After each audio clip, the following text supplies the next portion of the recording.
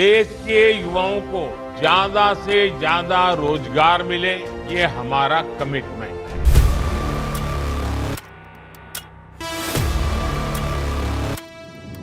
किसी ने कोचिंग की फीस भरने के लिए खेत गिरवी रखे, किसी ने मां के जेवर बेचे और कोई रोजाना 20 किलोमीटर साइकिल चलाकर तैयारी करने जाता, लेकिन एक दिन उसकी मेहनत एक गलती भरे सिस्टम के हवाले कर दी गई। मैं यहाँ पर हमारे एक साथी को बहुत ज्यादा मारा गया, ये देखिए आप, हमारे को ना एग्जाम मिला ना हमारे को कुछ मिला।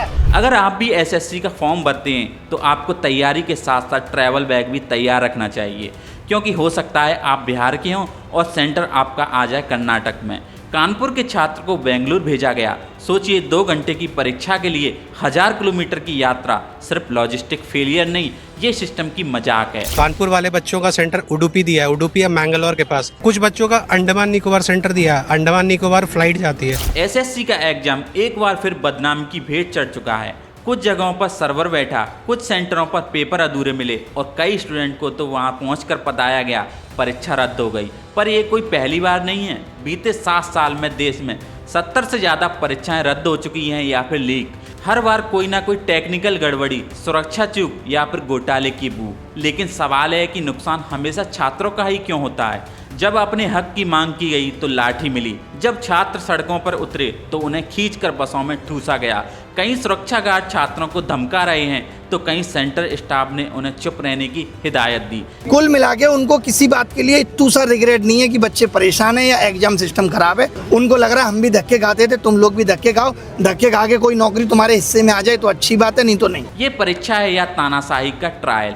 एसएससी यानी कि स्टाफ सिलेक्शन कमीशन, ये सरकार की एक केंद्रीय संस्था है जिसका काम है मंत्रालयों, विभागों और सरकारी संस्थाओं में ग्रुप बी और ग्रुप सी लेवल की नौकरियों के लिए परीक्षा आयोजित करना। हर साल करोड़ों छात्र एसएससी की परीक्षा देते हैं। CGL, CHSL, MTS, GD constable, JE जैसे दर्जनों पोस्ट के लिए। किसी के लिए ये पहली नौकरी की उम्मीद थी तो किसी के लिए परिवार का सपना पूरा करने का रास्ता।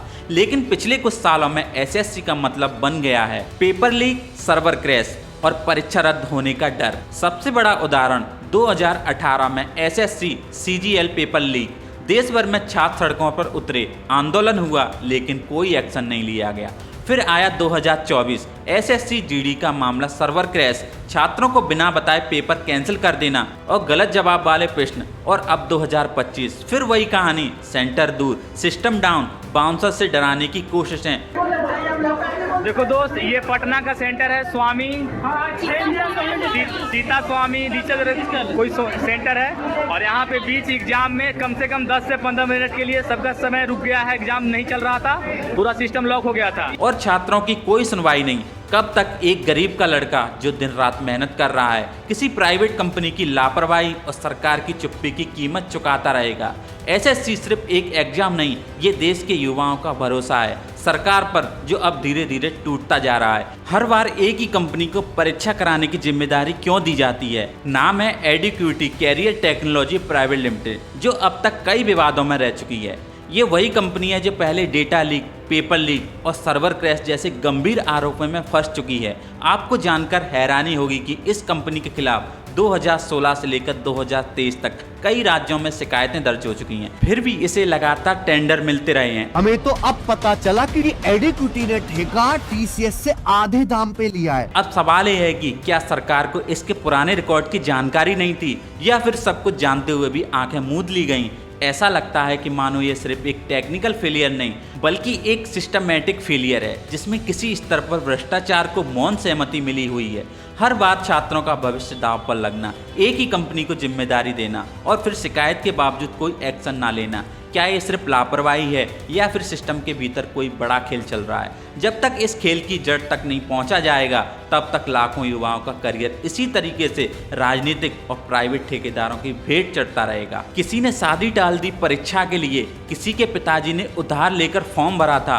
अब सिस्टम खुद फेल हो जाए तो मेहनत करने वालों का मनोबल कैसे बचे? सरकारें घोषणाएं करती हैं, योजनाएं बनाती हैं, लेकिन जब परीक्षा तक सुरक्षित नहीं हो पाए तो रोजगार सिर्फ जुमला बनकर रह जाता है। देश के युवाओं को ज्यादा से ज्यादा रोजगार मिले, ये हमारा कमिटमेंट है। अब हाल ये है कि युवा परीक्षा से नहीं, परीक्षा प्रणाली से डरने लगे हैं। अब सवाल ये है कि एग्जाम क्यों फेल हुआ, सवाल ये है कि कब तक होता रहेगा और कब तक युवा अपना खून पसीना लगाकर एक ऐसे सिस्टम पर भरोसा करते रहेंगे जो हर बार उन्हें धोखा देता है। अब वक्त है सवाल करने का, जवाब मांगने का और बदलाव लाने का।